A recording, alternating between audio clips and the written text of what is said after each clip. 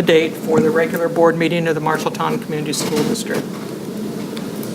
Welcome to all of you who are with us. That's quite a crowd out there. We're not used to seeing anything but chairbacks, so welcome. And welcome to those of you who are watching us on delayed broadcast.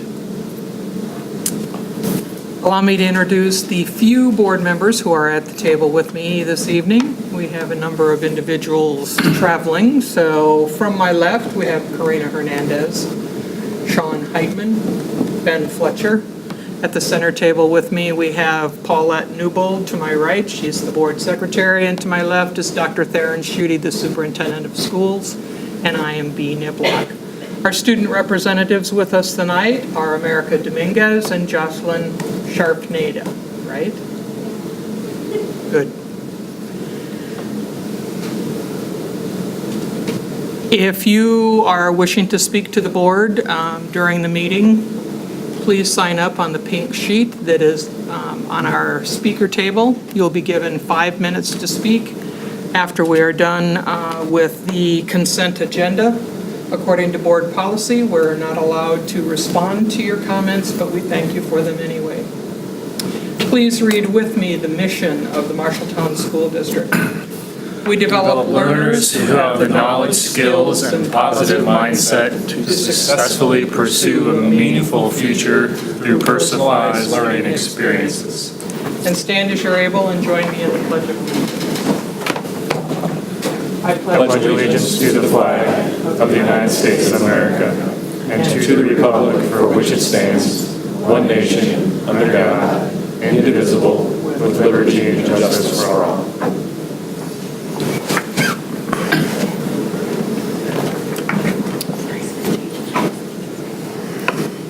Do we have any changes to the agenda?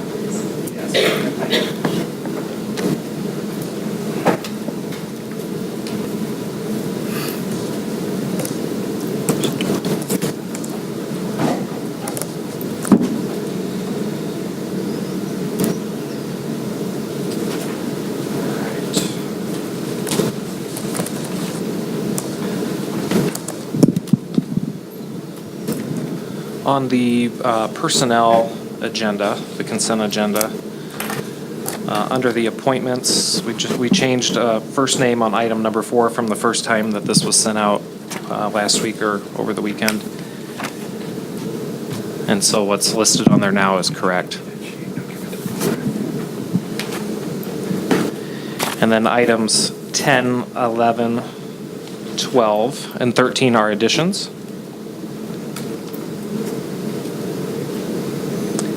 And then under the change of contract section on number 4, there was a change to correct the pay rate, and then number 5 is an addition.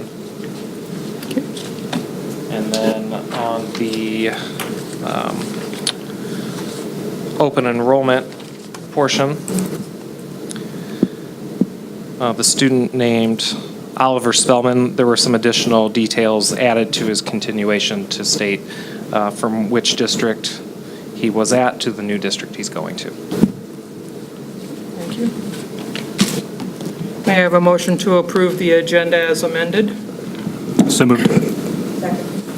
Fletcher Hernandez, all in favor, signify by saying aye. Aye. Opposed, the same. Motion carries 4-0.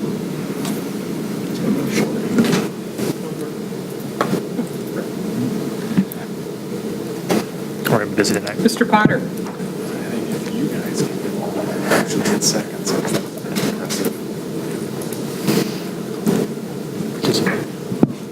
We are happy to have Mrs. Jocelyn Furwine from the high school, along with some students that she's kind of advising for this new podcast that went live a few weeks ago and has gotten a lot of attention, so we're happy to have them here. So.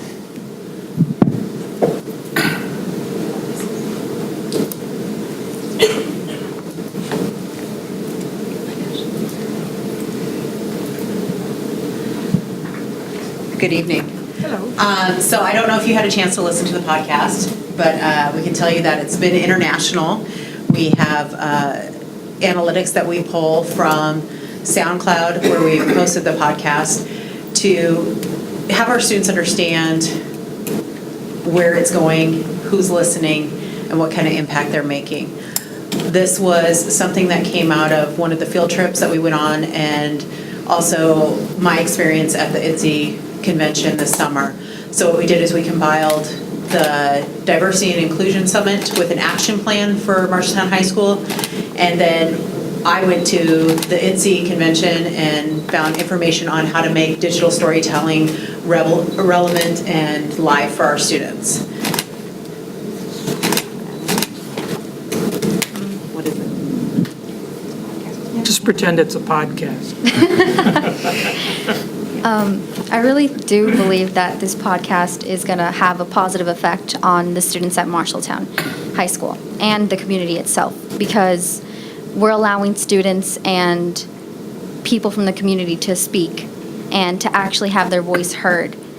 And it's something that I've been really passionate about recently and working really hard on, like editing and working with other people, and I really enjoy it. So yeah, I hope you guys have time to listen to it eventually. And if you guys have any questions afterwards or something. Right now, we are in the United States. We're kind of big in the Czech Republic, which we think is really interesting. Ireland has had some hits, Indonesia, Mexico. There's another one that I'm missing, Turkey. So we've gone international, and it's kind of neat to have that feedback. It's been also interesting to see students' responses. I know Jesus had a response. You want to take the mic and tell them your response? Hello, my name is Jesus Silva. Speaking of, Hello, my name is Jesus Silva. I think the podcast is actually pretty nice.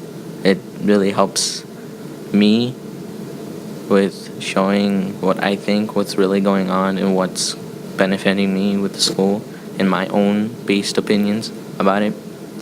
It really shows whether people are struggling or whether or not they aren't finding something to help them. And I really enjoy it. I listened to the podcast. It was like pretty nice to see what people think and what their own ideals was for success and what they thought was happiness. Mine was a simple place, something that I enjoy doing, but I can do whatever I want. Have a steady home, steady family, and just enjoy everything I can based with the education I had. It's really interesting to hear them have these conversations. I know that for you, they were talking about being mature at the high school, which as a teacher, I'm like, yes, keep talking. And they were talking about having to turn their homework in on time, and I was like, yes. And I have to sit in the background and I go, and I just let her do her thing and the interviewer do their thing with the interviewee, and I just serve as a guide, and I take over on edits when there's 400 edits for ums, ands, and so I take over the editing for that sometimes, but I make them do all of their own research, all of their own question originations. They have to go through the whole 9 yards before they can sit down and do their interview, and we try and pick around 20 new kids each podcast. So this next one that comes out, there's about 20 new kids in that. So the goal is to get 20 different kids each time we have a podcast, and the podcast is going to come out bi-monthly. So it's kind of a big challenge because we're doing it completely during our free time. If you know what that is, because I don't. Free time. Yeah. Do you guys have any questions? would you have the people in row 2 introduce themselves? Yes, and not a tell us problem. what they've contributed to the podcast? So my name is Zoe Johnson, and I worked with this lovely young lady on a diversity podcast, and we talked about how we did these things, like how our advice to our fellow classmen of 2022 or whenever I'm graduating. So yeah, thank you. My name is Emily T. Rangel, and I mostly talked about like how like the freshmen should be aware of grading and homework and not being tardy, because in my freshman year like I lacked on that, but on my sophomore year I kind of been more mature and been more like successful with turning things in, being on time and not wasting enough time, and really doing hard on my work. So is that working out for you? Yes. Okay. Hi, my name is Jesslyn Guzman. I help more with like the planning and editing. Yeah, I'm kind of helping out just as much as I can. My name is Sammy Wilder, and I was another host for Ashlyn. And I also interviewed one of the other interviewers, that is. And we just talked about like things that they're doing and all that. It was a really fun experience. So I listened to the podcast pretty quickly after it got posted, and thought it was really insightful as it related to, as you said, the advice for the new kids, the freshmen coming in. You know, what would you do differently if you had to do it over? Because that's such a critical year to get you on the right path, or to put you behind the 8 ball with credits and other things. And then I thought the part about the upperclassmen talking about reality is setting in. We got one more year and we better, get our stuff together, which is kind of what I was talking about today, about what are all of the things that really you need to be thinking about doing to position yourselves for whatever you want to do beyond high school. So I think it's fantastic. I think it lends itself really well to what we've tried to do by having student board reps on the board, and this is a little less formal way to hear student voice and to not assume we know, but to actually hear. So I immediately emailed your principals and the middle school principals after hearing that, saying you guys and gals need to listen to this, to hear what our students are saying. So I commend you for doing this, and hopefully it can be part of our way to figure out together how to make school better for you. It's really interesting because the things that they talk about are the same things that I want to talk about as a teacher, but it's nice that they're talking to each other about it.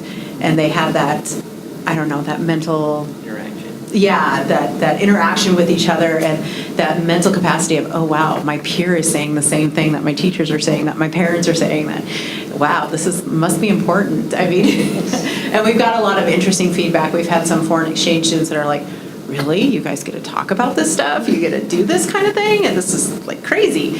And so I think it's been good for them to kind of see that too, and have that interaction with our foreign exchange students. So is this the whole crew? No, it is not. Yeah. I have a lot of people that are working tonight. Some people that said they were coming and then are not here, which I'm a little sad about, because one of them I really wanted you to hear their story. We have an upcoming podcast that we just are finishing editing. I have to put the fine ums, and ands out of it. So we have over 400 edits in this next podcast, and Ashlyn and I were ready to throw the computer out the window today because we were frustrated. But it should be done by tomorrow. We're hoping. Yeah. Yeah, okay. That one's all about being involved at school.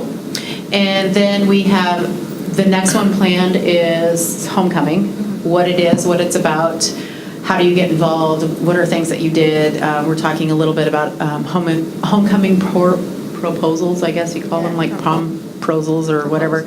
Asking, how do you ask somebody out to homecoming, the football game, what else did we have on there? Who's new and new? Yeah. Who's notable and new in the school? And then we're going to take a serious note, and this was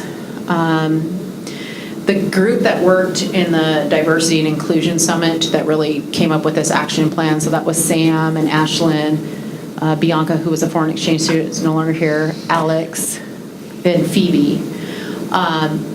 They also want to talk about the more serious stuff at school too. So the November one, what did you decide to call it? Was that the barriers? Barriers and trauma. And so they have an interview with somebody who chooses to remain anonymous, and that's fine. They want to talk about undergoing cancer treatment while still being in school. There's somebody else who wants to talk about having a baby while still being in school. And a couple other people that wanted to talk about the tornado. And then somebody else who wants to talk about being the caregiver at home while still maintaining school and trying to find that balance. And so they ask me, they come up with the topics, I go, what do you think? Let's look at this. Does this sound what you want to do? Is this the right track you want to go on? And so I just serve as a buffer, and then before we release, we have a process. We go to edit. They do all their own edits, and then I go, okay, you guys think this is ready? And then we send out to Miss Wyant, and she gives us some feedback, and then we edit some more, and then we release it to the public. So it's a process. We have to make sure that our stakeholders are invested in our program as well. Oh, sounds like a pretty cool project. Takes a lot of time. I'm sure. Well, thank you. for sharing. And make sure for those that complete this project throughout the year that we use that as one of the indicators for college and career readiness too. Absolutely, because they are having to seriously work at problem solving. If somebody doesn't show up to do their edits, how are we going to get that done? They are taking on the project management of this. Yeah. So we should treat it like a club or activity in that regard. Oh, I would love that. I know that we applied for a grant through Teaching Tolerance for some good equipment, because right now we're just using our phones and our computer programs and Ashland Broker phones, so we're trying to get some more equipment. So we'll see what happens. Thank you. Thanks.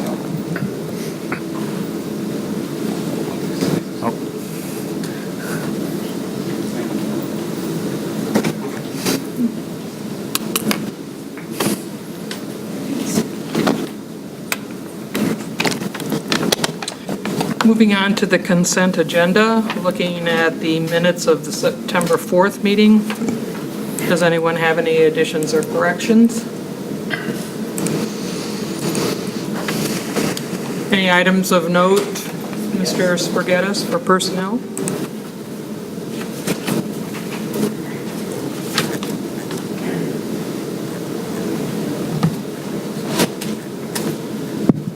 I have one item of note from the last personnel consent agenda from last board meeting, and that is a retirement. Gary Niemeyer is retiring in October after 37 years of service to our district. Gary is a graduate of Marshalltown High School, and he has served in the position of engineer at Marshalltown High School since 1995. Previous to that, he served in the positions of night custodian at Lenahan when it was a junior high, day custodian at the high school, junior custodian at Anson Junior High School, and also as a maintenance and utility worker. Thank you very much. Moving on to interagency agreements and contracts, we have one with Child Abuse and Prevention, MICA, K-12 licensing. Looking at open enrollment, we have 2 in, 6 out, and 2 denials. Any items of note in the bills? Looking at the donations, we have a $700 donation from Johnston High School softball team for tornado relief. We have $800 from the swim team parents for new chairs on the pool deck. And we have books to all preschool students from local businesses. Any questions or comments on the financial report? May I have a motion to approve the consent agenda? Moved. Second. Heitman Fletcher, all in favor signify by saying aye. Aye. Opposed, the same. The motion carries 4-0. Nobody on the sheet. Can you work to get that all ready? Thank you.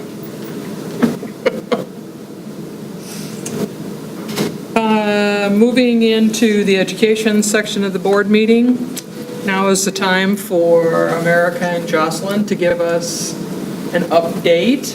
If you would like to move to the speakers table.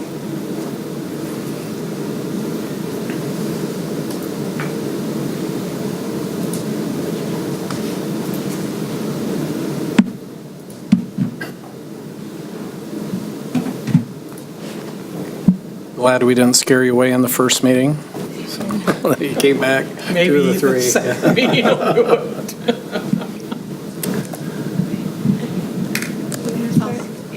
So there's a lot of things going on at the high school this coming week.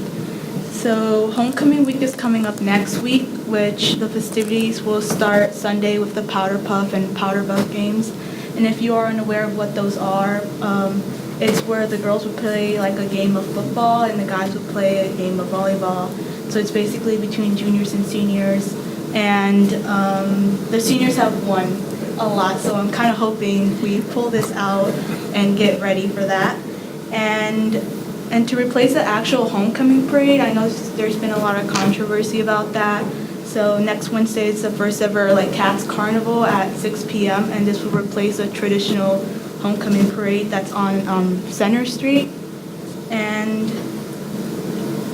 Okay, so the Cats Carnival will be at the high school on the track, and I know that lots of sports and different like extracurriculars will be doing their own carnival games at this carnival.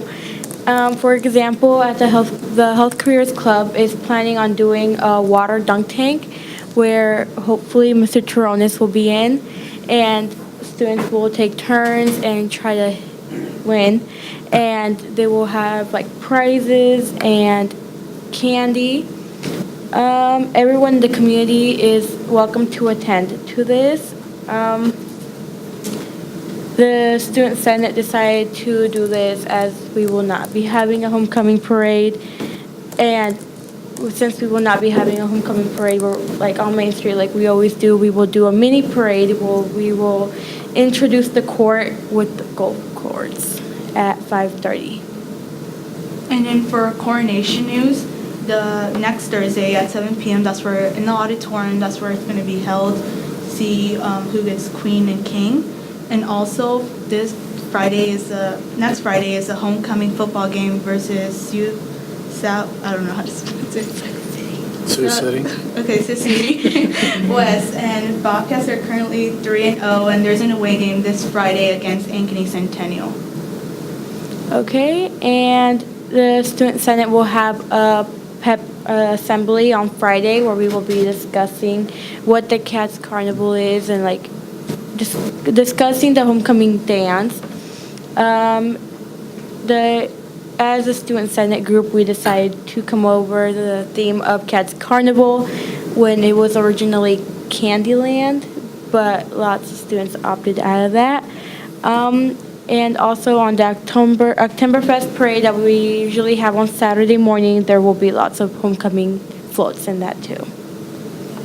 And then also, there's going to be dress-up days, kind of like to promote the homecoming theme. And on Tuesday, it will be Twin Day, Wednesday, Denim Day, Thursday, Jersey Day, and Friday, Spirit Day. So all of our students will be wearing Bobcat gear and just really standing out and enjoying homecoming so far. So yeah, any questions? Just for clarification, so prior to the tornado, because of the timing with Oktoberfest, a decision had been made for the parades to join, basically, for homecoming parade to be coupled with Oktoberfest, because there were Oktoberfest activities scheduled downtown during that week. And then I think after the tornado and the decision that Oktoberfest had to relocate out to the fairgrounds, I think that's when they pulled student council back together to try to decide what do you wish to have happen this year. So I think ultimately the plan is to continue homecoming parades in the future, but hopefully the timing will be better with not being on the same week as Oktoberfest more times than not. And the other thing would be, of course, the downtown area being repaired post-tornado that would help that out. But it's very challenging for the district to avoid Oktoberfest because we're kind of at the whim of the conference in terms of when they schedule the games home and away. And so, you can't schedule homecoming when it's not a homecoming and that sort of thing. So, or you generally don't. So I commend the students for coming up with a great game plan. Hopefully it will be a really fun family type of event, and hopefully the court will feel good about getting their due prior to the coronation. I think it's going to be exciting to see a little bit of a change for this year. So what if everybody likes it better than what we've done in the past, then what? Just thinking that. That sounds like really fun, like something that not maybe substituted, but maybe something that can Have you thought? continue to do. Well, yeah. I feel like maybe they will like this change better because more of the community will be involved in it. And I feel like the Student Senate will maybe try to input some of the ideas to you guys or see what you guys think about it. Because I know there's a lot going on, and I feel like the only problem will be just scheduling conflicts, you know. We don't want to overlap some of the events going on in town. So I feel like it will be a great turnout for us and something different for the senior class too, to enjoy. Thank you. Thank you.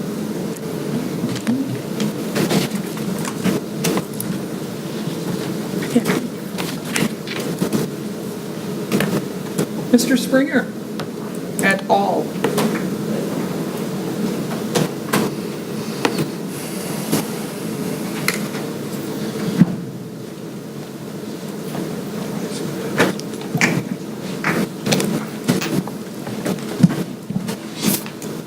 Hello, everybody. I'd like to introduce to my far right, Matt Birch. He is the project manager for Roundhouse Phase 2. And to my near right, Rick Ball, one of the principals with the ball team. And they are going to be updating you on the schedule for Roundhouse Phase 2. I'd just start by saying thank you for inviting us into your meeting. Very exciting to see the students and their progress and activities. And we are certainly blessed to be part of the growth and expansion inside the school district. So I won't belabor this, but I'll let Matt Birch, who's here almost weekly, or if not daily, to get the project moving along. So I'll just give a quick recap to the project schedule, a quick update on where we're at. The upper floor substantial completion date has moved to the 7th of January 2019. Previously it was the 28th of November. The lower floor substantial completion date has just moved a couple weeks to December 10th. So we're looking to try and achieve that lower floor opening for wrestling room activities right around the first week of December, and then get the rest of the gym addition completed right there after the first of the year. Obviously, winter and weather has been a factor for the community for the better duration of this past year. We encountered about 7 lost days throughout the winter, several throughout the spring rains, and then even just a couple weeks ago, about 4 days lost there. We also, some other factors leading to that revised schedule were steel delivery delays and redesign of the overall foundation of the building. Some of the things that we're working on to enable maintaining our schedule and trying to increase and improve the schedule. We're going to have a second superintendent. The project superintendent will be here daily, along with our current superintendent, John Newberg. We're looking to try and find ways to get the gym floor into the building earlier, to acclimatize a little sooner, to hopefully shorten that duration, and also look to double crew sizes to really double up on getting that floor installed quicker than what we have it at right now. That's kind of the biggest component to the schedule, is setting a gym floor. It needs 35 days to set, acclimatize, install, and then cure out. So we're really working to improve that. We're also working with the local AHJ to hopefully achieve a temporary occupancy for the lower level, so we can split that at different times, not be waiting until the tail end to get that moving. And then we're also working on overtime hours and weekend hours. We had a couple crews up here this past weekend working to expedite the catch schedule. So kind of a broad brush stroke of the update for the schedule. You have extra copies that you can give? Yeah, we have extra copies of these. Sorry, go ahead. Any milestones you can kind of give us where the big Yeah, so milestones coming up? Yeah, big milestones coming up, finishing up setting steel. We'll kind of lead into the rough-in in the gym addition area. So everything overhead, ductwork, lights, fire alarm, that's all got to take place. This moves us into painting, getting the painting and the structure done. And then right after that, we can really start to roll into getting the finished floor done and getting the gym floor in. And then I'll put in the finishing touches of paint, artwork, logos, decals, stuff like that will follow shortly thereafter.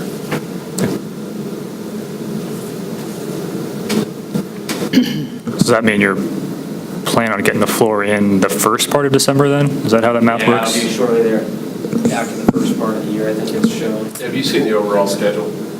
Not recently, no. Okay. You have extra copies? One extra copy.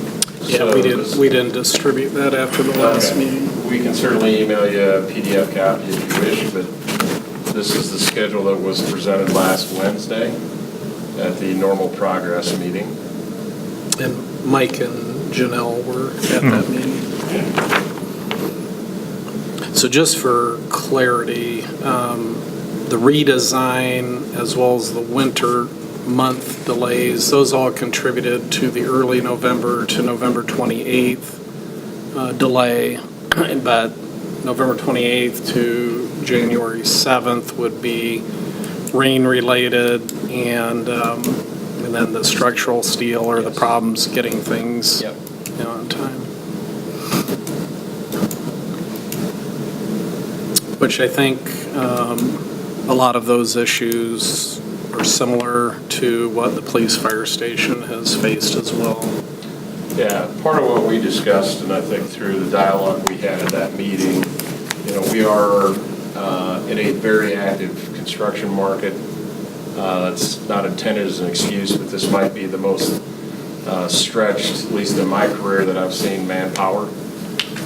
If you throw on a significant weather event in the community, then people are more worried about taking care of their home business or their home as opposed to necessarily being here to facilitate work on the addition. So those are things that we have worked through. I would just say you have the full attention of the ball team. You have an excellent superintendent here with John Newberg. And Matt Birch has been very aggressive about trying to be creative and push. As it was stressed in that meeting last Wednesday, certainly nobody wants to compromise schedule for quality. So we want to make sure that we're striking that balance. But we also request, whatever creativity can be applied to the process to allow us to speed things up. We want to certainly take advantage of that. I believe it was Janelle that had suggested, an alternative location for us to bring the floor in early to see if that would help with the climatizing, maybe cut 2 or 3 days off. I'm not sure that's practical based on what we heard, but please know that just because we had a meeting and provided a date doesn't mean we're not working to try to improve. Well, and I don't know, we've been meeting religiously every 2 weeks, throughout the project. I don't know now that we're essentially in the last 3 months, whether there's a need for that reason to meet more frequently or to, even have digital meetings to have some discussions about, what's coming up and if there's ways that we can help facilitate expediting part of the work without compromising the quality of it. The community's been long awaiting this project, so the fact that it's stretched to winter break instead of Thanksgiving isn't earth-shattering, but we're really excited for our kids and our staff to have high-quality facilities similar to their peers to practice and perform in. And then the other thing is, I shared at the facilities meeting, we're hopeful that some of our other facilities can be repurposed to help with some city park and rec activities, given the displacement from the tornado too. So there's kind of a rippling effect there. I know Mr. Ackerman's looking forward to being able to actually schedule events there, but I'm sure the wrestlers, if we're able to gain access to that area safely, December 10th, will be thrilled, since it is a practice facility primarily to get moving on using that too. But I would say that on behalf of Chuck and I, we've definitely enjoyed the relationship with both ball team and John, particularly on a day-to-day basis, and FEH, and all these projects have issues, but everybody, I think, to the best of my knowledge, has worked through them professionally and trying ultimately to have a phenomenal project that everyone could be proud of at the end. So. Thank you. That's what we strive for. When's wrestling season start? Well, the meets start generally just around after Thanksgiving, typically. Okay. They start practice in November usually. Okay.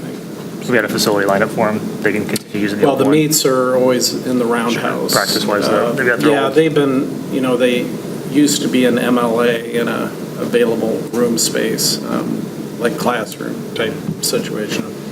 Last year, they moved back to the roundhouse behind the bleacher. There's some space, which is historically where practices used to always be held. But so they did that in order to have ease of transitioning once the new facility is available. So they're good. So they'll be able to stay there this year too. Yep. Okay. Yep. We do have a facilities committee, so I'm not gonna pep you with questions. I just how tight is this schedule? How much risk do you think is in the current dates? Well, the sheer fact that we are not dried in and still setting steel, masonry block. If you looked at the immediate forecast, we may get rain, we may not get rain. So those are still factors that could impact things. So once again, by trying to work like we did this past Saturday, we're trying to take as much weather out of play, try to get the building enclosed so that no matter what Mother Nature does, we can continue to work on the inside. So is there still an element? Yes. Is it predictable? No. All right. Thanks. I think it would be wise for you to go ahead and send that PDF file of the new timeline so that we can add that to board docs for the rest of the board members. Absolutely. The team just coincidentally isn't here tonight, so. Okay. It would be absolutely wise. No problem. Should have that in the morning. And I believe at the first meeting in October, Kevin Epperly will be here from FEH to talk about budget and where things are at there and projected to be. So, okay. Thank you. Other questions? Thanks. Have a good evening. Chuck, would you close the outside doors to keep that hot hallway from coming in?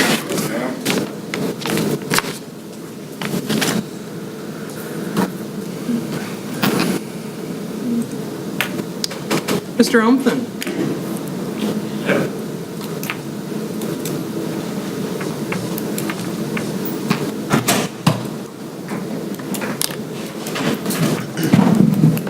Good evening. Good evening.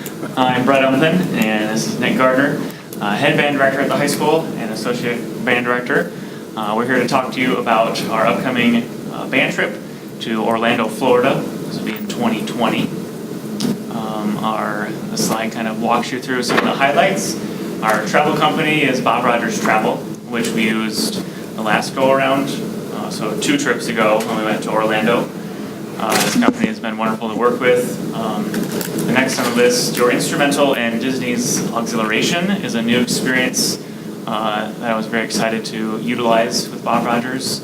It is a studio experience for the students to play with a professional conductor and play with a soundtrack, movie soundtrack. It's inside a studio. They get rehearsal time, a performance, and a recorded souvenir of their performance that they have there. And then for the color guard, there's an acceleration experience with a dance instructor and similar recording and choreography teaching along with that. We have a marching band parade at Walt Disney World. We have days at Epcot, Magic Kingdom, Hollywood Studios, and also Universal Studios and Islands of Adventure. And then, of course, travel in there. So here's the big picture. Friday, March 6th to the 12th. We're hoping for spring break time. I know calendar hasn't been set yet, but based on past calendars, we picked this date for weather and travel of other bands that have gone there. Using Windstar motor coaches, which is what we used last time, I believe. And we have a hotel booked. All this is tentative. We have space available in Rosen Plaza. And there's just another highlight of what was on the last slide. If it's not during spring break, what's the plan? To use Christmas break, hopefully. The holiday break would eliminate one of our fundraisers that we have in February. So I'd have to back up the timeline.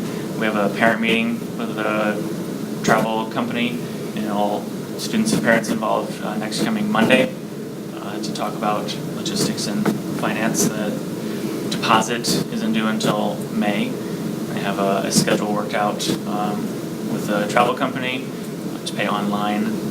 It really needs us to keep track of all their money due and money still to be due. So we have 6 fundraisers that we use throughout the year. Our fruit sale, pasta dinner. We have a new one through Scratch Cupcakes. And then hopefully next year we'll continue our snap raise. And the total cost there is on the high side. Just to give students the max, it would be $1,400 per student. That is everything that the trip will entail, including like money cards for each trip, each park, and then souvenirs will be on top of that. So your fundraisers are raising the $1,400 per student? Yes, so each student will have their own trip account divided out at the high school. I'll have a spreadsheet of that. Everyone will have a record of where they are standing. And we do, for each fundraiser, we generally have a goal of $150 to $200 per fundraiser, and that will get the students well within the reach if they do that to have the money raised. We'd also, I don't believe I put it up there, some financial assistance depending on community donations and people, senior students that will be also participating in the fundraiser to go into the general account, which helps with some of our cost assistance. Any questions on the trip? So 2020, you said, right? 2020. So, okay. When do we set the calendar normally? Typically, that would be October, November, December-ish. And what I would suggest you do, I haven't done this since we haven't started the calendar discussions, is take a look at MCC's calendar, because they usually map out a year or more in advance, and we try to coincide our spring break with their spring break, since we have so many students that are in that dual credit mode, either on campus or at MCC. So it's a pretty safe bet that our spring break will be the same as MCC next year. Okay. Usually it is the second to third week of March, so you got a 50-50 chance. Every now and then it slides, it seems, to the last or the first, but I just don't know off the top of my head which it is right now. What kind of participation you normally get? We're looking at about 150. So it will be the next year's current 8th grade class will be coming up, and we're including them in all of our fundraisers, of course. So yeah, about 150. Cool. If it's 3 or 4 motor coaches. And then next, our big excitement that we've been working on is a marching band uniform with Demolin Apparel. We took a few months designing and looking at the catalog and different designs. And this is a design that we have a mock-up in the band room.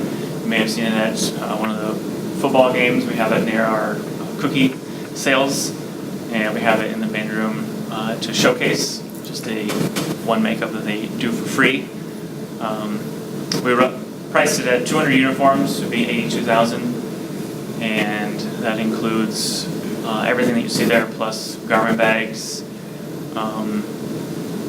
all the plumes, the gauntlets is on the side, and then on the right will be the drum major uniforms. So that's why you see two different uniforms. You have the band uniform in black, and then the contrasting mostly white for the drum majors.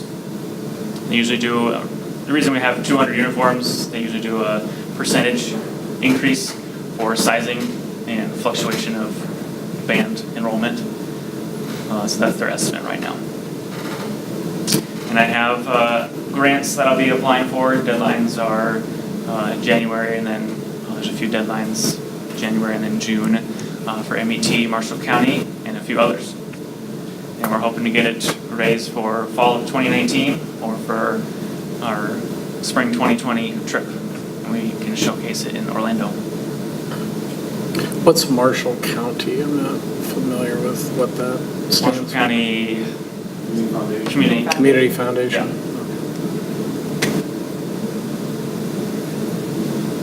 Looks cool. Any questions on that? I have a motion to approve the out-of-state band trip to Orlando, Florida for 2020 as presented. So moved. Second. Fletcher Heitman, all in favor, signify by saying aye. Aye. Opposed, the same. Motion carries 4-0. Excellent. Thank you for your time. Thank you.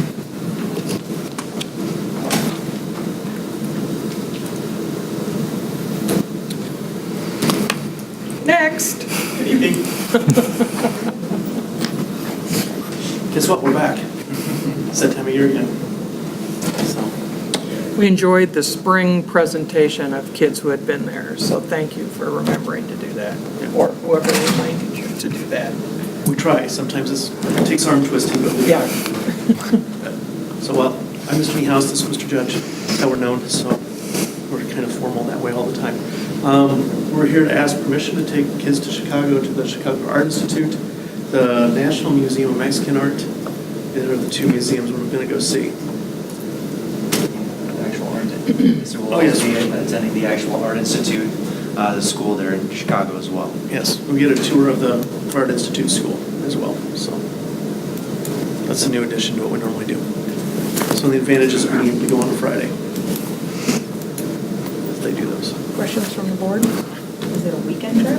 It's a Friday, we're gonna go out Friday morning at 4 o'clock, Yeah. leave, and we'll be back between, we're hoping 12 to 12:30, but we'll be back by 1 o'clock. So it's kind of nice. Noon. And Karina, you don't know this, but they always are looking for chaperones, other people who want to leave at 4 in the morning. You know, until 10 o'clock is pretty quiet. And then most of the time after 10 o'clock is pretty quiet. So we're going to sleep on the way out. And the buses are so nice too with the movies and all that. We put in some videos and they watch those on the way home and we hardly hear anything out of them. So it's nice to have somebody else do the driving too. Now, the next presentation is the day before, correct? Is there any potential for crossover with students that will be going to Minneapolis on a day trip and then Chicago on a day trip? I think we have one or two that are doing that, yes. Actually, Cyrus Whitehead is planning to go. Oh, wait. He's doing both. So, yeah. So we've had kids that stayed up They all may night. be hopped on the quieter. bus. Yeah, so they'll have plenty of time to rest.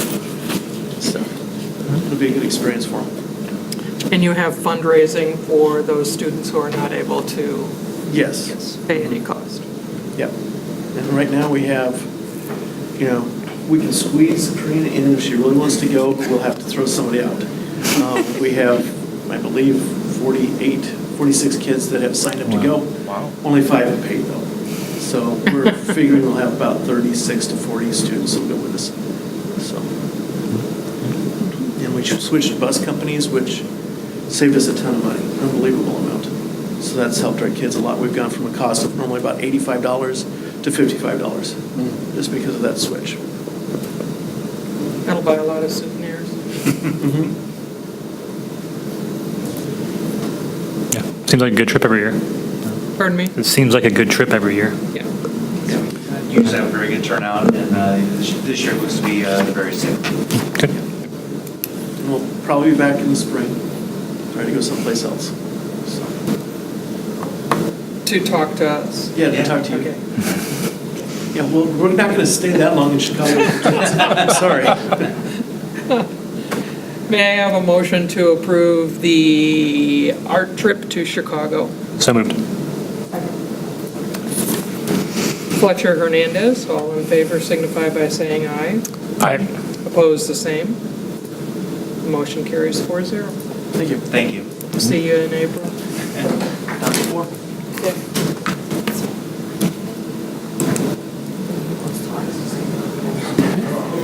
I'm not entirely sure. We're on a roll.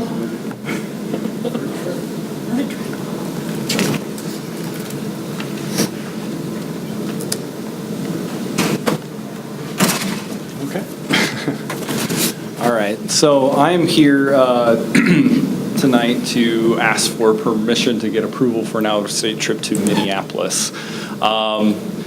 The Social Studies Department kind of had a really unique opportunity present itself last May. There's something called the Hamilton Education Program. It's put on by Gilder Lehrman Institute. It's this big history institute out of New York, coupled with Rockefeller Foundation, plus like the Lin-Manuel Miranda family. What they do is they fund, basically, they have a curriculum that kids look at primary source documents and they create original performance pieces with it, and then they present it at a performance of Hamilton. So what we'll have students be able to do is, that's what they're working through right now, is they're doing this history curriculum developed by Gilder Lehrman, and then on October 4th they'll go to the Orpheum Theater in Minneapolis. In the morning they will, one of our students, one of our groups, because they kind of pick what the best of the best from your schools, they'll do a performance there with the cast of Hamilton, and be there with students from all over Minnesota, and actually some schools in Iowa. There's a few Des Moines schools going, there's one from Waterloo, one from Sioux City. They'll do their performances up there, get to talk to the cast of Hamilton, and then in the afternoon they'll be able to see the show. And this is all at the cost of $10 for them to do it. This is we figured it, if they're getting a $300 ticket, basically we're getting $30,000 with this, kind of given all together with this. And so what we have done, we found out about this kind of like very short term. I mean, this is not Dr. Schutte and I've kind of talked back and forth, working through getting different money to pay for the transportation. That's been kind of the thing. We are required to pay for the transportation costs. So because it's out of state, it's got to be a charter bus. And so that's kind of the thing we've been working on. We've gotten a donation from Ann Kaiser Trust, and we're also through Martha Ellen Ty, and we'll be able to find out what's going on with them. And the goal is, we'll have that, we'll see with Martha Ellen Ty. We have high hopes that we're going to be able to get that money, and then we don't have to dip into the history fund, the history club's money, but we'll be able to cover it if we have to. So we should be able to take kids to see Hamilton basically free of cost, and show their performances, and it's kind of a once-in-a-lifetime thing, for them to be able to do so, and get that kind of history background too with it. So you're covered if the grant requests don't pan out? Yes, we do. The delegation for the advancement of history, that history club that we have in the high school, so it's Mr. Johnson's the sponsor for it. We are able to cover with that, but we'd certainly not like to have to take as much from that, but we have half the cost covered for buses already. So it was just a really short turnaround, kind of like it's not the way we would like to have done that, but we found out just about 3 weeks ago that this was even something we'd been invited to do, and so we're running. We are going to take 102 kids, and we're required to have chaperones for every 10 kids. So we've got to take 10 chaperones with us as well, and so good amount of kids. Will be 2 charter buses going up there, and then we have a couple of, like he was saying, a couple of art kids the next morning. I was worried, like 5 a.m. is terribly early. They got to go at 4, so I guess I don't feel so bad. But, so it'll be pretty exciting, I think, for them. So who are the 102 kids? In a certain class, or is it part of the kids of the club, or? Right, so we kind of had to make that decision on who to offer it to.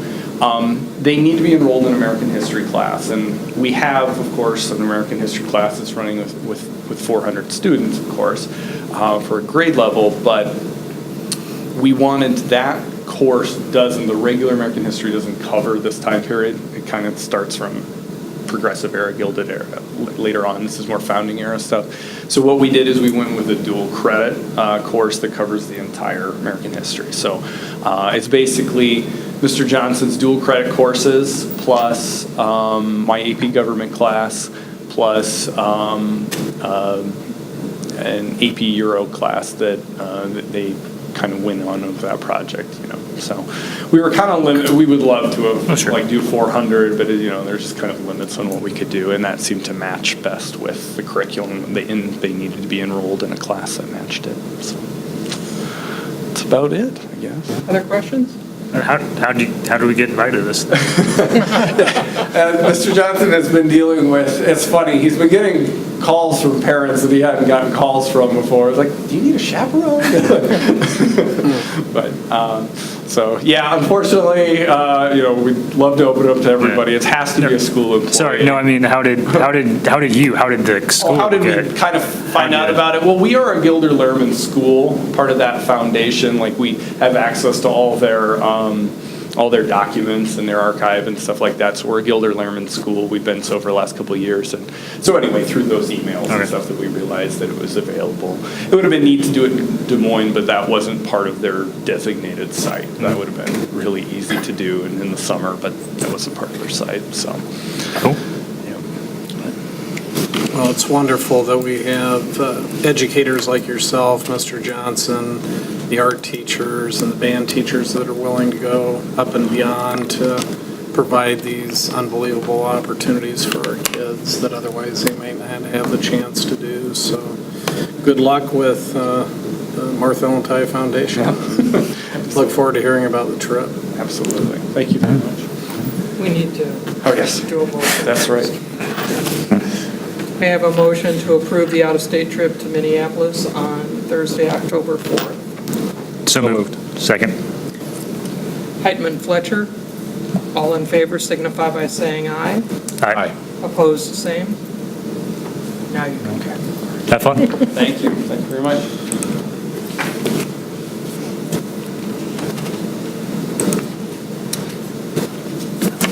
Looking at the school board committees, we have kept them as we have in the past.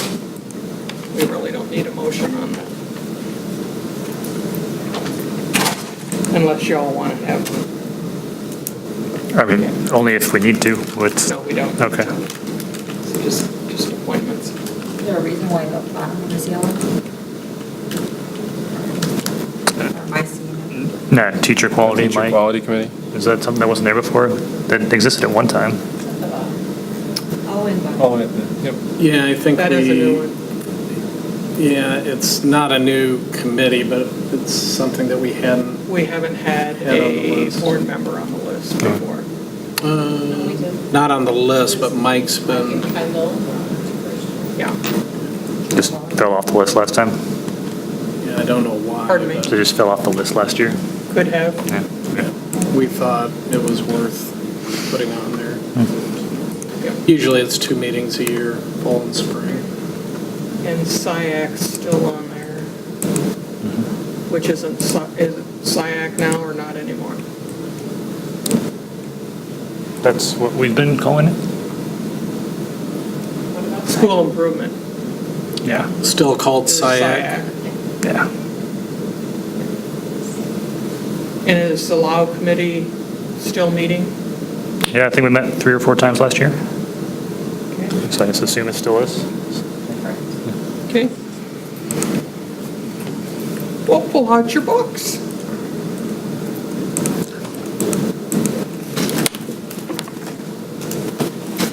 Come join us. Come join us.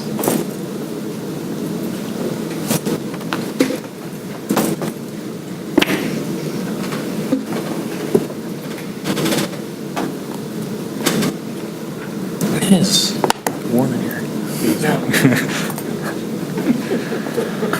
Oh, my goodness.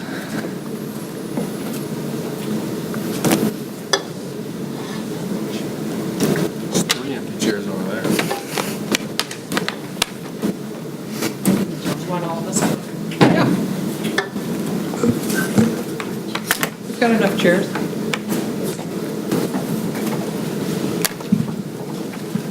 Now that all the people left.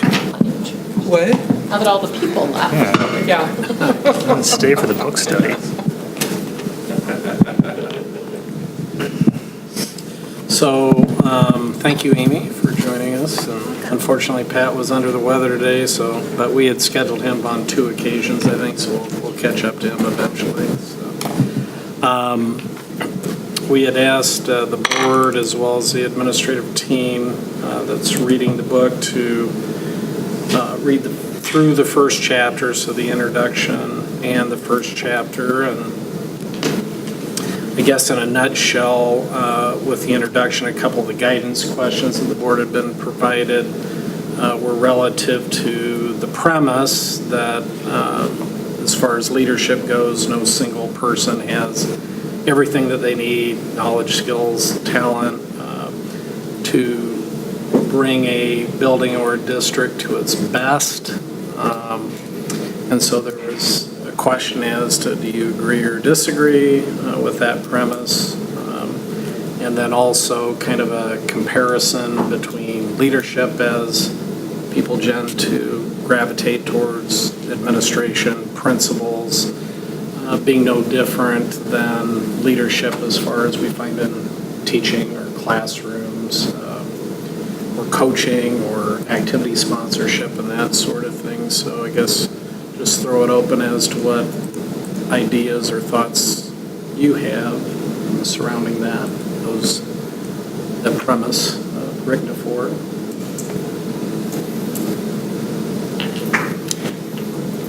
It's leadership, whether it be administrative leadership, teacher leadership, etc. Go ahead. No, the first part of that, no single person has the knowledge, et cetera, to do all things. I think that makes total sense. You need to work as a team. I think that makes total sense. I'll be interested to see how they define the leadership portion of it. Potential to lead. I think regardless of position, certainly people should have the potential or authority to lead. So yeah, I think in general on board with that, but I'd like to see a bit more how they define it and how they detail it out. Starting with Sergio Vanni's quote. Sergio Vanni writes for education as well as private industry. And his very first line is, leadership is a group activity.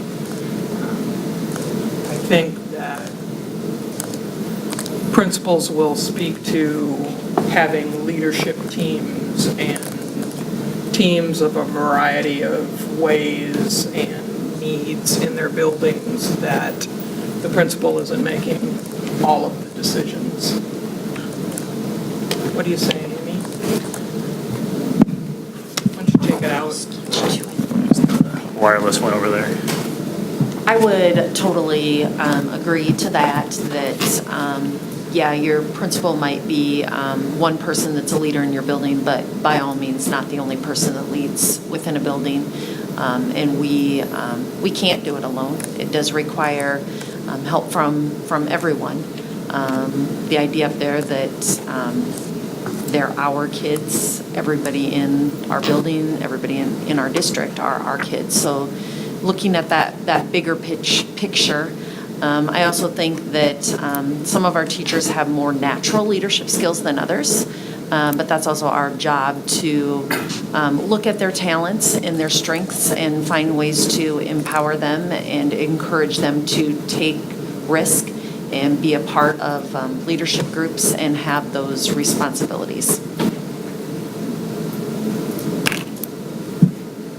You were shaking your head. I couldn't tell which way you were shaking your head. I was just moving it, but I agree with Amy, thinking about thinking about some of the content in the first chapter, there's some quotes there by, referencing Hattie and some of his research done.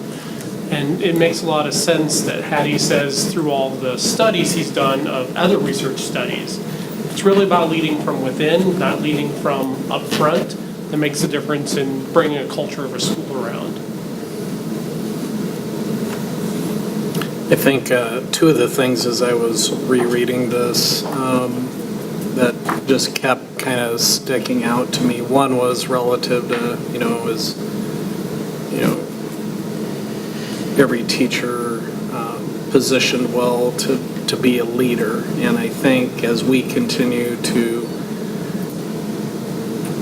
implement tools that help the whole process of making absolutely sure we're hiring the best absolute people in every position that we have, from teachers through custodians, through bus drivers, et cetera, I think that becomes more and more true. And I think also that the whole TLC, the Teacher Leadership and Compensation Program, is developed in large part with this sort of premise, because the belief behind that would be that at a minimum 25% of your employees are well positioned to be in some form of leadership, teacher leadership positions. So in the past, we've always had teacher leadership positions, but they've been less formal and usually uncompensated. So, that whole program was meant to provide an avenue to use knowledge, skills, talents, aptitudes, and in a leadership, which usually requires additional time beyond what you normally do, and then to receive what was determined to be, more fair or fairer compensation for that. So, but those are two things that just kept popping in my mind as I was rereading that, because the last time that I had read it, TLC was not, in place. To kind of go off of what Theron said, in the importance of hiring the best people to serve our students at all levels, from administration, teachers, custodial staff, food service, all of those types of people.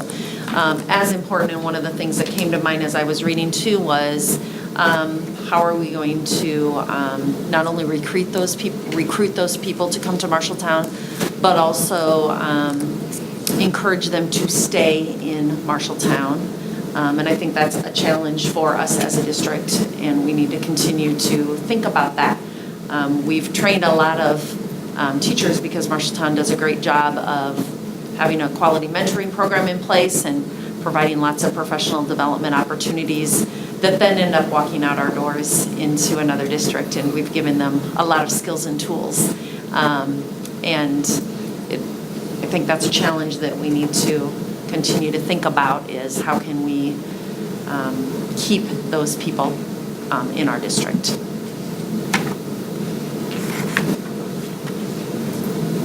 Try to move into chapter 1. Yeah, so there were quite a few potential questions to focus on with chapter 1, and I think the first one that I provided actually was part of our conversation to a certain extent at ACER today, the intergovernmental meeting. But what are some of the challenge that today's educators are facing? Because I think it's fair to say that over the last few decades, especially during the No Child Left Behind years, education has been somewhat devalued as it relates to the efforts that are going on, and maybe the results as measured by a standardized test or what have that have been received. But I think people tend to think of education in their own mindset relative to what it was like when they were going through school oftentimes, and there's some differences.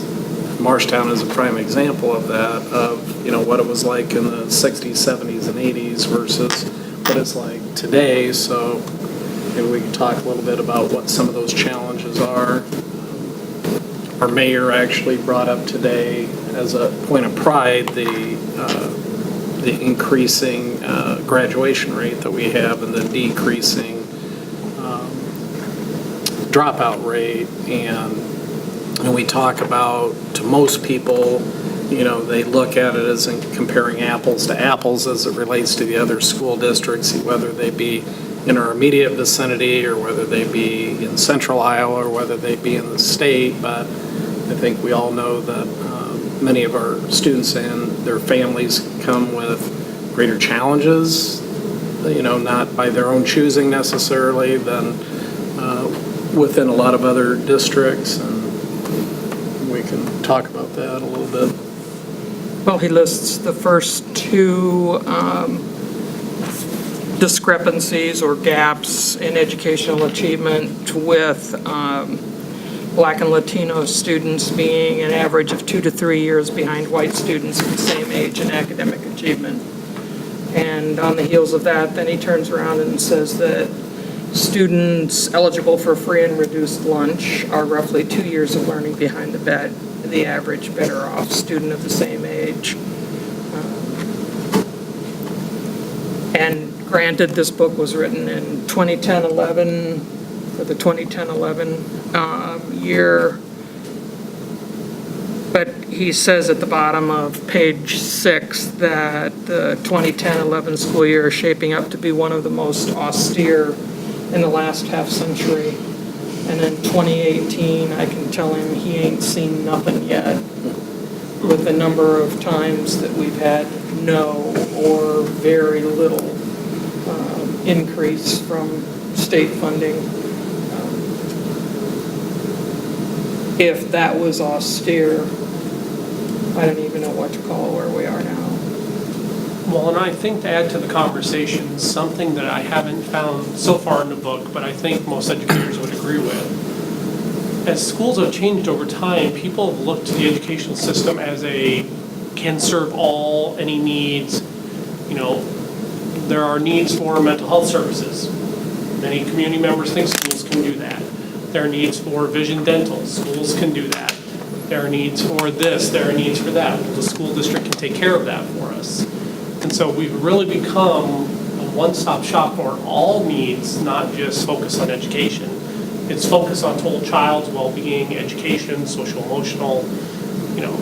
I'm amazed at how great a progress school districts make in spite of the things that keep being put on their plate year after year with no support.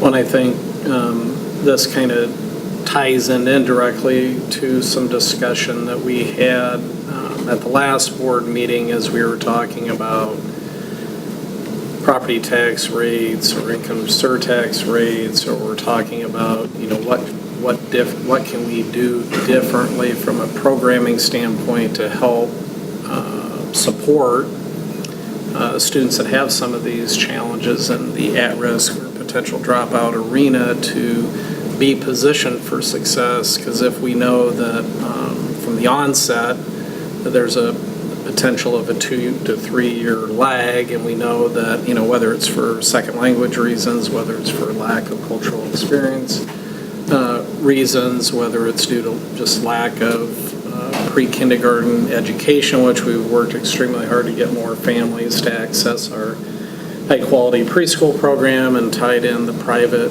preschools into that program as well. What other things do we not have that our kids could benefit from in order to get them to a point of readiness or proficiency sooner? Because I think we all know that the older the children get and are still faced with those struggles, there starts to be frustration and set in, and other types of behaviors and things wind up materializing that create other barriers, I think, towards them being successful. So we just talked about that in cabinet today a little bit as well, in terms of what more or what differently do we need to do to help take things up another notch in terms of providing the support for success. When I had the opportunity today, along with Mayor Greer and some others, to speak at the PEP assembly at the high school, I'm looking out over 1,500 or so beautiful, energetic faces of kids, and talking about, how much we want to be able to do whatever it is that we need to do for those kids to pursue their dream or follow their dream once they leave high school. Again, it's not just about high school, it's about how do we start that continuum from preschool through high school to get them where they need to be.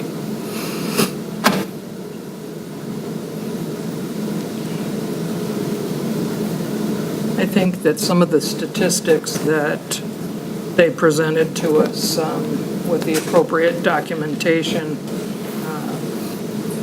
as he said, provides us with a moral imperative, is how he referred to it, to change what it is that we're doing.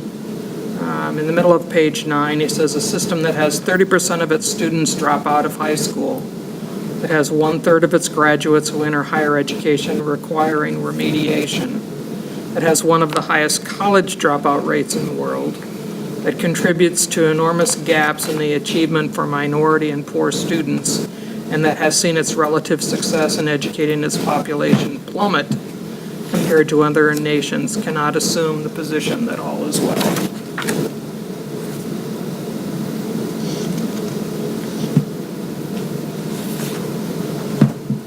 Well, I'm very much looking forward to, as we heard today, some of the future podcast discussions that they have with our students, to hear from students that are nearing the end of their educational journey, what struggles they continue to have as it relates to school and or academics and or positioning themselves, because we know that a lot of our students, as was illustrated by what Ms. Frohline said, have additional challenges that aren't anticipated, once they get to high school as well. And so I think oftentimes students can give us good insight into some of those things that are maybe making it more difficult than not for them to achieve at the levels that they're capable of. And I think equity is a big part of that as well. I think it's extraordinarily important that we continue to look at things through an equity lens in order to make sure that that the needs of all kids are being met, and that we're not just making assumptions that one size fits all. Or The statistics you mentioned made me wonder what are... Are you on? Are you on?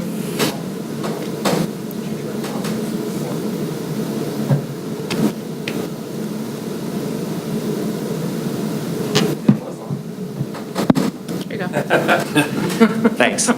So it made me wonder what these other countries that were mentioned are doing so much different than we are, or has our education system in this country failed to adapt fast enough to the things that have changed, to the challenges that have changed over the years.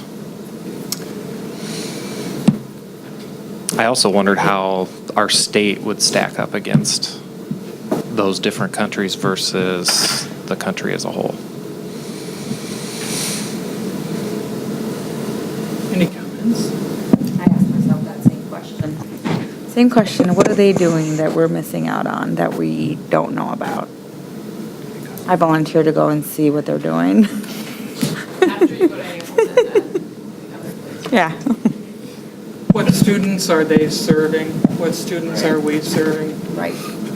Just their demographics, their overall schedule, teacher trainings and stuff.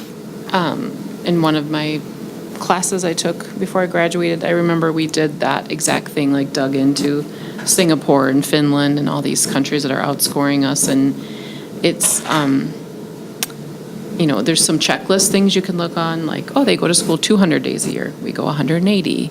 Their teachers have to have master's degrees to be in the profession. Ours don't. I mean, there's like little things that you could list that you think might make a systemic impact on us in American public education. But I think I was always the one in class saying it's so much more than that, meaning their schools aren't being asked to be from a government perspective.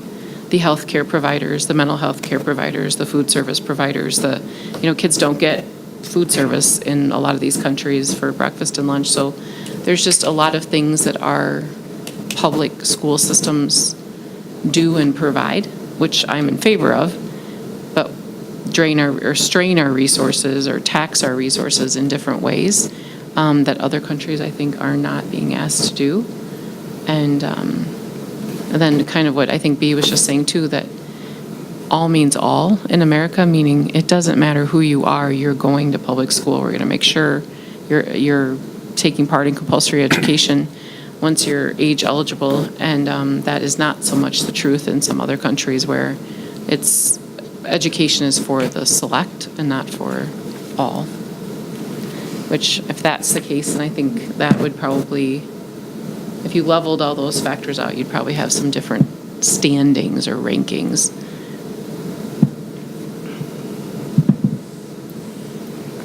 I think that one of the things that he referred to later in the chapter was that school improvement means people improvement. And obviously, they feel actually that it's the only way to improve schools. What teachers do matters. If we look at, and maybe some of you weren't even here then, and some of you were probably not noticing. 5 years ago, the board decided to take away early retirement. And that was done for a variety of reasons, and not all economic and financial in nature.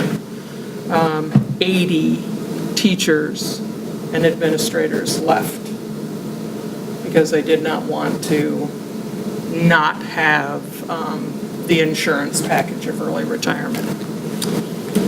I predicted that it would be 5 years or longer before we would be able to train enough new teachers to achieve the same kinds of scores that we had on our test scores at that time. So far, that's been true. We lost the training that Amy talked about from 80 tenured teachers that had been trained for years and years and years by the district. And as a principal, I will be the first person to tell you that a teacher who is tenured with 15 years of experience, 10 years of experience, whatever, is a different teacher than the teacher who comes in on the first day for their first class period, fresh out of college. And during that same period of time, we've had significant increases in percentages of students and families that are faced with some of these challenges as well.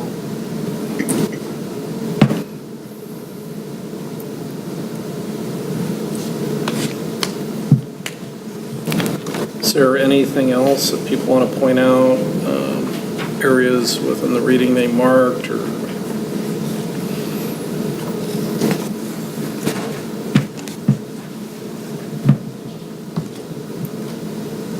They did give conditions for continuous school improvement that I hope the district takes advantage of and notes. One of them is the PLC process, which we're involved in, and that will be further shared in subsequent chapters. But It seems like that's going to be one of the primary areas of this book is the PLC, and it sounds good. And from what I've heard from previously in the conversations in the district, it sounds good.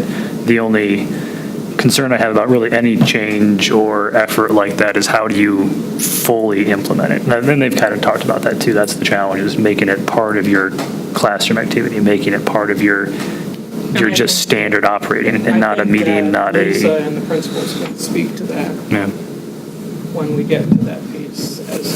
In further chapters? Yeah. Right, because one of the co-authors is the godfather, one of the co-originators of professional learning communities.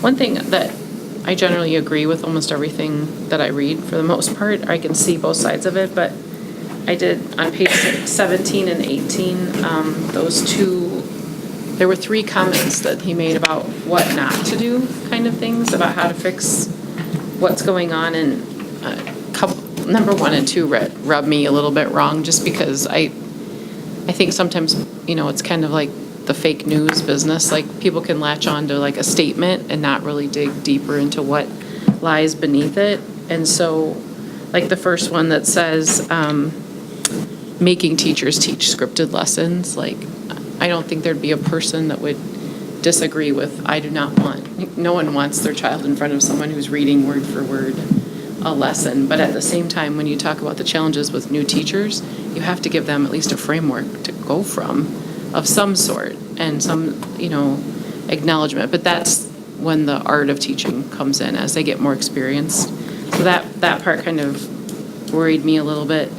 And then the second one where he said recruit more capable people to the profession. And then there was kind of a few digs at Teach for America in there. I worried about that a little bit too, because as a profession, we're losing people. People are leaving teaching and or not going into teaching. And so if there are other venues out there, maybe Teach for America wasn't the right one or the right answer. I think we want to, do our very best to recruit the most talented and capable people to be in our profession and join our profession. I wouldn't think we'd want to set our standards low or lower. I think their point there wasn't not to do that. It was that's the way to get people. That might get people in the profession, but they won't stay in the profession. Probably for the same reasons we can't get people maybe to stay here, right? It's got to be a work environment and a profession they want to be in. So I think that it seemed to me that their point wasn't so much you can't get these talented people in it, but it was you can get them to start, but if it's not an environment they want to be in, they're not going to stay. So we need to work on other areas first so that we can do those things. Programs like Teach for America entice people to join with like a carrot of helping them pay off their loans and whatnot. So once that's done, then that's, looks like people are leaving those programs in short, amounts of time. So if their only reason they're in it to begin with is for loan forgiveness, that could explain why they jump off so soon. Well, at the end of the first paragraph on page 19, he says those opting to leave teaching reported that one of the major factors in their decision was their workplace conditions. And I think that's just exactly what Ben said. That it's the culture and the environment that keeps people doing what they do. And I've seen the other end of when people who did not pursue teaching as a profession but have chosen to go into America for Teaching, I've seen the other result where they've decided that's where their real passion is. And one of my former students in Boone is now principal / superintendent of a charter school in North Carolina, a very successful charter school, who originally he was on more of a pre-med track and that sort of thing. So, I think a big part of it too is helping make sure that the profession is a good fit for individuals, and then also paying a fair salary for it too, because it used to be, back in the day when I began teaching that, the pay wasn't great, but it was good enough that, you could start a family anyway, while your spouse went to school or whatever. And it seems more the norm now is for both parents to work in order to have enough income in order to live a comfortable life, not a great life, but not a life that where you're bouncing, from month to month, paying for things too. So You must be a lot younger than I am. How's that, Burke? I'm going to plead the fifth. Yeah, don't touch it. My first teaching contract was for $7,050. Which was half of mine in 1985. Well, mine was quite a bit before that. 14.7. Double that. We'll do the math backwards and Yeah. figure it out. Sure. Well, thank you very much, Amy, for joining us. Come again. Thanks, Ralph. We're not too bad. Chapter 2 for next time, folks.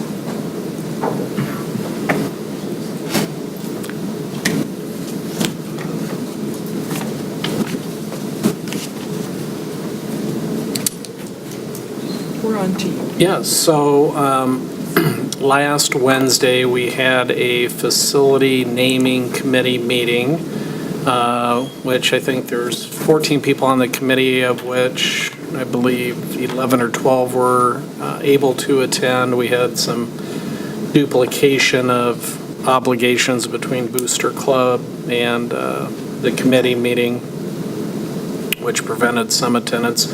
Mike and Janelle were attending on behalf of being part of the facilities committee, as well as representing the board. And I had presented to them the idea and/or recommendation that we consider naming the wrestling practice facility after Allie Morrison, calling it the Allie Morrison Wrestling Training Room. And hopefully you had an opportunity, if you weren't familiar, to look through the most recent Marshalltown Times article that I provided you on Allie Morrison. And I've provided you with a list of the many achievements as well as recognitions that he's received, most of which were unfortunately after his passing. But, having been a Marshalltown product, I can honestly say that during all my time, which at least during the modern era was considered some of the greater times in terms of success across the board in different athletics, I'd never heard of Allie Morrison, honestly. It was previous to the tournament being named after him, the Bobcat Invite. And so being a history person as well as someone that's deeply interested in Marshalltown High School and or Marshalltown community history, I was extraordinarily intrigued as I did more and more research comparing all the different things that had been written about Mr. Morrison at the time of his successes, as well as, dating back from the early yearbooks to afterwards when he was receiving these recognitions. Basically, his freshman year of high school is when wrestling started. So that would have been 1922, 1923, and it was really kind of a club. And so many of the articles you read talk about him only having lost one match, but in that first year as a club and not a formal team, he actually lost twice to the eventual state champion from Boone. And then he turned around the last match of that season. They only had 3 or 4 matches, including the state meet, and stuck the state champion after he had won the state championship. And from that point forward, never lost a high school or a college match. The only match he lost was his sophomore year in high school when he wrestled in the finals of the Olympic trials, which is, just thinking about it, is mind-boggling, really. And then his sophomore year, the school district had hired a coach or an advisor, and they placed second in the state, I believe, as a team, even though the Iowa High School Athletic Association didn't sanction the event. And then his junior year, he won an individual state championship for the second time, and he coached the team. There was no faculty sponsor for that particular team, so he was truly a student coach as a junior in high school of the state championship team, as well as winning his second individual championship. And then where most people become familiar with the story was when he became a senior, and he was too old to wrestle. They had made a determination midway through the football season, of which they were undefeated and considered the best in the state, that he was competing ineligibly at age 21, so they had to forfeit. I think it was 5 of the games, still beat the best teams in the state with him and without him. And he couldn't wrestle his senior year, so he continued on as a student coach, but under the advisement of Adolph Rupp, who knew nothing about wrestling and had unfortunately at the time been overlooked for the head basketball job, which is why he came to Marshalltown, and that was the first sanctioned, Iowa High School Athletic Association sanctioned state team title that Marshalltown High School had won, and the trophy is actually in our trophy room at the Roundhouse. So, he went on to be undefeated, three-time Big Ten champion at the University of Illinois, and in his second year at Illinois in 1928 won the Olympic gold medal, the only American to do so in those Olympic Games. He was the first American gold medal wrestler in the modern era for Iowa and possibly nationally. He wasn't the first gold medal, however, there were a number of gold medals that I think started in 1904 in other sports. So, this individual has done amazing things. He's been recognized in a lot of different ways over the years, including the National Wrestling Hall of Fame. I had the pleasure last Friday of talking to his only daughter, Bessie, who's 87 years old. And she was thrilled to death with the idea that we were making this recommendation to recognize her father in this way. So I would recommend that the board approve the naming of the soon-to-be new wrestling room, the Allie Morrison Wrestling Training Room. Questions for Dr. Schutte? Where does his daughter live? She lives in Omaha, so of course, we don't know when we would be having the grand opening and the dedication ceremony, but I, of course, invited her and her family. She has 3 living children today to attend, and she basically said she hopes that she can, but it'll be dependent on her health and the winter conditions, if it winds up being in the winter months. May I have a motion to approve naming the new wrestling practice room in the Roundhouse Phase 2, the Allie Morrison Wrestling Training Room, as presented? So moved. Second? Who did I have? Either one. Heitman, Hernandez. All in favor signify by saying aye. Aye. Who was the second? Hernandez. Opposed, the same. The motion carries 4-0. Moving right on to policies. We have a few of them.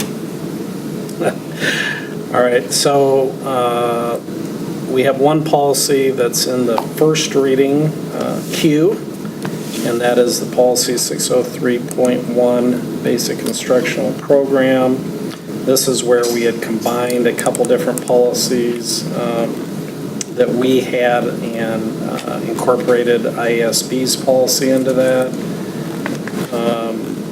Dr. Stevenson had made a little bit of an adjustment in addition in terms of representing, I think it was the preschool language in there because it was kindergarten through senior high. May I have a motion to approve and waive the second reading? So moved. Fletcher, Hernandez. All in favor signify by saying aye. Aye. Opposed, the same. Motion carries 4-0. We have a number of different types of policies and different stages of review here, so I'll try to go relatively quickly. 204.9R1 is the board calendar. And the most recent changes to this from the last time that we had brought it back as review because we had some additional changes from the last time, which are all color-coded. But Dr. Stevenson had made a couple further adjustments, so this would need to come back to you for a first and hopefully final reading at the next meeting. Any questions before we move on? Okay. And then we also 602.4, 602.4R, 602.4E are all new policies that we've either adopted from IASB or inherited or adopted from other school districts, when we reviewed some different ones, the board had charged us with wanting to put a policy and or regulations together to help evaluate, I guess, for approval purposes, any of these projects that came forward from, for example, most recently it's been our staff who are working on advanced degrees and they're wanting to do studies within their classroom and that sort of thing. So these would all come back for a first and final reading as well. Just 6024R is the one I'm looking at right now. And I think it comes up again in other ones under there. There's the procedure for submitting proposals on the bottom of the first page. Forms for submitting proposed studies may be secured from either and then there's only one, just the director of learning is listed. Okay. It should be. It seems like there's either somebody missing from that list or the word either shouldn't be in there. Yeah. We can adjust that.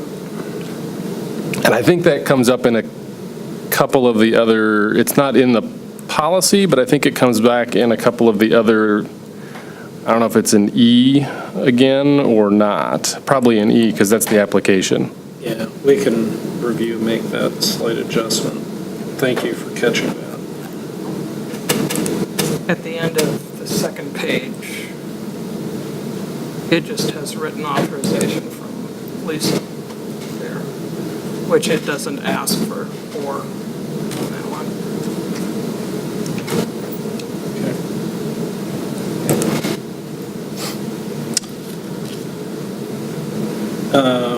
Can we move forward? That'll come back. Yeah, I just wanted to make sure we caught it before it came back for the. You bet. Are these Karina's? Yes. Okay. So 602, what formerly has been 602.11 will now be 605.7, use of information resources. We would suggest that Mark has reviewed. There's no proposed changes to that. 602.11R, same thing. No changes. Except the number. Right. 602.12, which was a standalone policy on acceleration, we're recommending deleting that policy because we're incorporating the acceleration language into a new policy.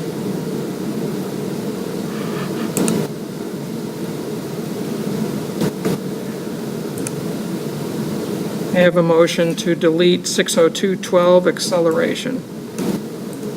So moved. Second.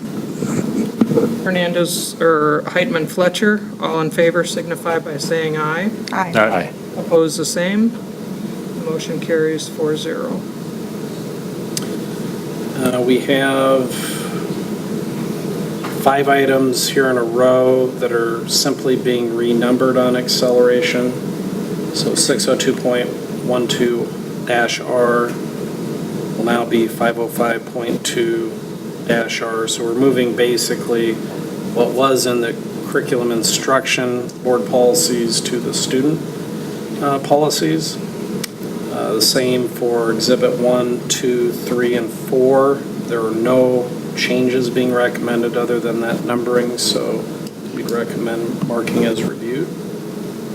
602.12R, 12E1, E2, E3, and E4. Correct.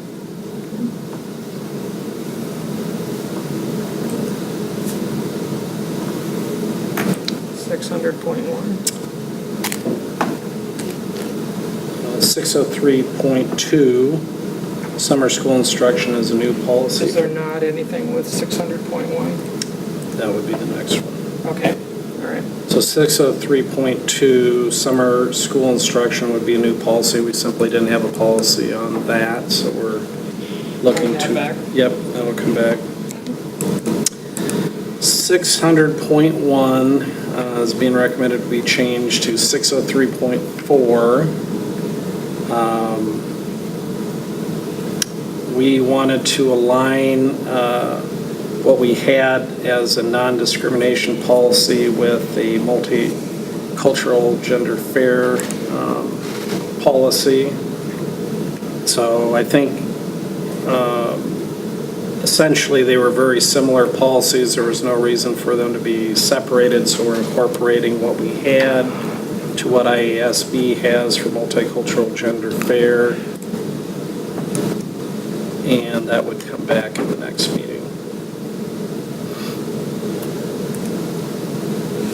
So we're basically morphing 603.4 and 102 together for 603.4. There were a number, as we were reviewing these policies, there were a number of mandatory policies that we didn't have in place. And so this next grouping would be mandatory. They would be coming back for first reading. 603.5 on health education.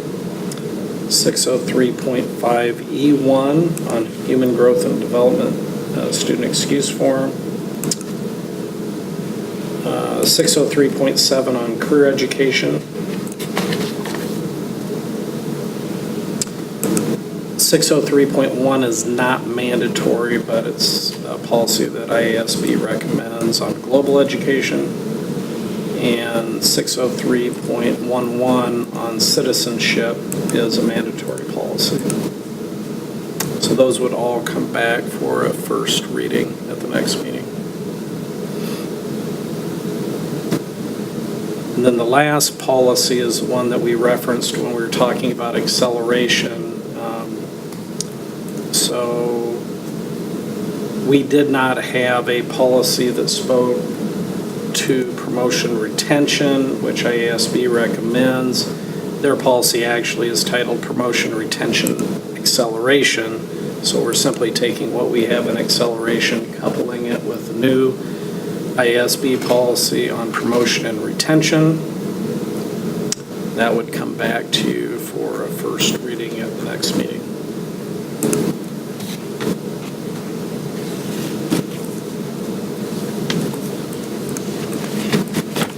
Any questions? A lot of Lots to policies. do at the next meeting, so make sure you at least scan through those. Health education, career education, citizenship are required to have policies, or these are the required policies? We're required to have them, and these are the policies that IASB recommends. Not that you couldn't add to it or but at some juncture, they must just have got overlooked or not recognized that we needed to have something in the books for it.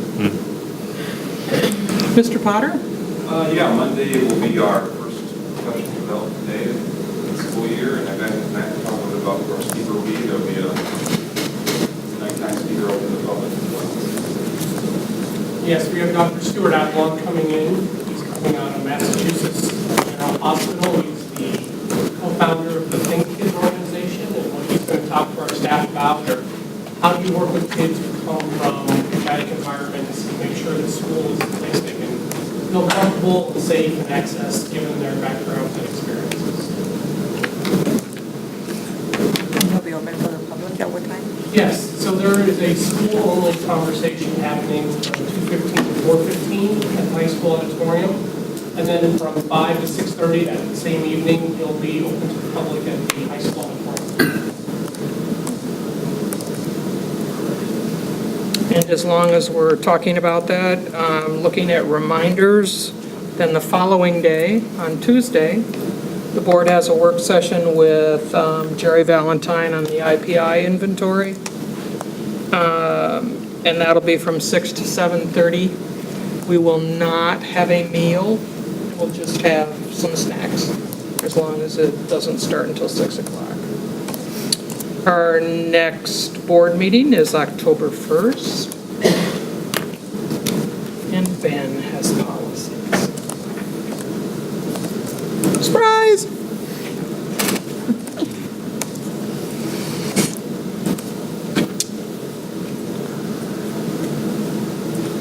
Well, you're the only one here from the committee, the facilities committee.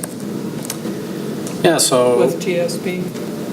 Yeah, we had, the facilities committee was busy the past week because we did have a meeting on Friday the 7th, I guess, within the past 2 weeks, with TSP on the long-range facilities improvement plan. TSP has made good progress in terms of narrowing the focus to capital improvement projects that are more on the large scale end of things, and also trying to separate out the everyday annual expenditures we have just to maintain and sustain what we've got. So we're hoping within the next month, we're pulling together within the next month again to hopefully have it narrowed down even further, so that eventually what we want is the board to be able to have discussion over these future potential capital improvement projects so that we can prioritize those. Right now, there's still a lot more detail than what we need at that level to that. But basically, we want them to focus on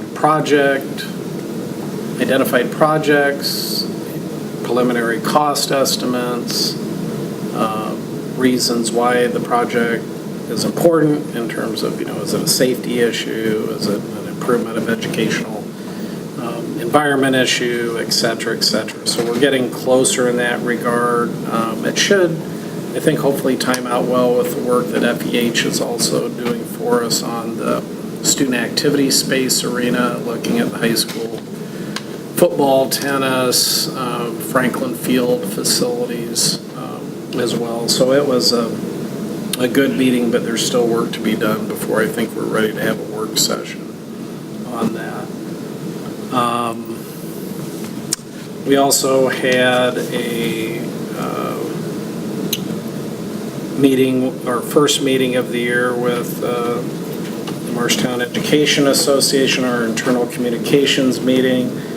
There were a lot of issues on there that were HR related and probably, issues that I think were able to be easily clarified with them through communications.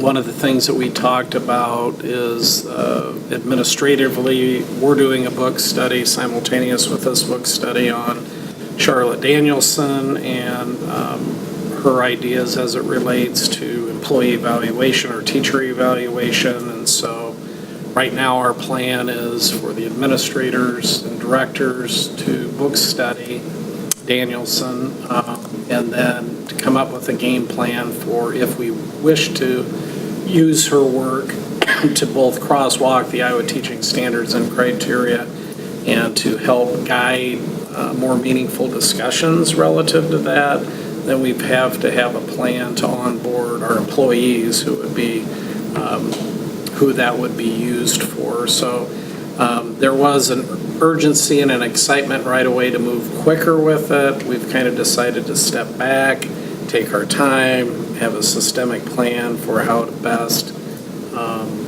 implement the support to our current evaluation system, which again is really about, I would say, to put it in a nutshell, what Danielson provides is a matrix to help determine where teachers are at from beginning to developing to mastering what is considered to be good teaching and learning, and which is something that's lacking when you just look at the Iowa teaching standards and criteria. It tells you what it is, it doesn't really explain or provide a lot of examples of what that looks like and that sort of thing. So we had quite a bit of discussion on that. We also talked about the recertification process and that those votes for our 5 unions. Is that right, Mr. Spaghettis? 5 organized groups? How many organized groups will be voting? 5. And the time frame for that recertification voting is between October 15th and the 29th. So all of those groups will be voting to determine whether they'll be recertified and continue on as an organized group. And then we had an ACER meeting today, intergovernmental meeting, which I would say, even though I only was able to attend half of it due to the high school assembly, that it was probably one of the more substantive meetings that we've had in a long time. I think most all of the entities from the community or the city, the county, the school district, et cetera, were present, which really helps with the communications from that meeting. A lot of time was spent, as you would imagine, talking about post-tornado recovery efforts and impacts that it's had on the various entities. There was some discussion about future work as well in terms of improvement of city roads or streets or bridges, et cetera, and still trying to, figure out when and where that's going to happen in order to coordinate logistically with transportation as well as buildings and grounds. But a lot of it, I think, has to do with the Highway 14 corridor improvements that are being made, as well as just the ongoing improvements of the city. Anything else that's I think one of the, and you weren't there for Dr. Dury's presentation, one of the interesting things that Dr. Dury talked about was the high number of courses that they have at MCC as remediation for students not ready to. And that's one of the things that we talked about in this first chapter. Right, that came up in here. Yeah. The number of kids The who take number of remedial courses who got like a B or better in high school. And it was just like, oh, so we're failing the kids that appear to be succeeding. Yeah.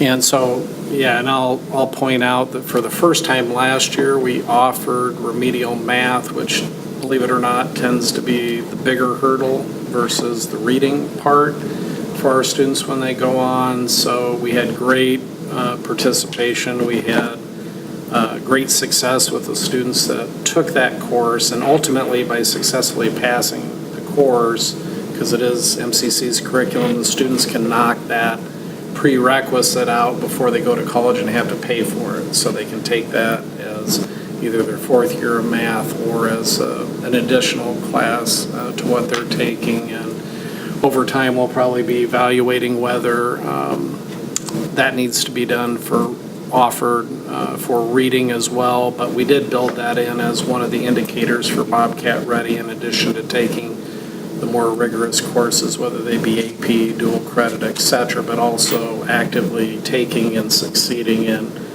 remedial math or reading course that will then allow a smooth transition into credit-bearing courses at the college is one of those indicators.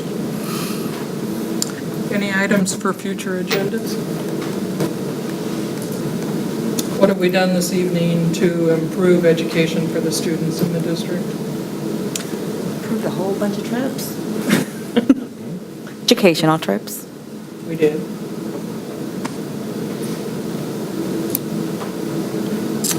We got our book study off to a rousing start. Looking forward to 30 more pages in chapter 2. You approved recognition for a model of excellence as it relates to our student activities in wrestling. We got to hear about the podcasts. So that'll give everybody a chance to listen to them before our next meeting, so if you have it. My quote tonight comes from Bob Beauprez. Now you're going to say, who the heck is Bob Beauprez? I did the same thing. I liked his quote, but I thought, who is this? Well, when I did a little research on Bob, he was first a dairy farmer. Then he was a banker. Then he was a U.S. representative in the House for Colorado. And now he's a buffalo rancher, which is a perfect example of how one changes occupations through one's lifetime, and the time of gold watches and et cetera is past. People are changing jobs far more quickly in their lifetime. But anyway, his quote is this: "Education is a shared commitment between dedicated teachers, motivated students, and enthusiastic parents with high expectations." May I have a motion for adjournment? So moved. Fletcher Hernandez. All in favor signify by saying aye. Aye. Opposed, the same. We are adjourned.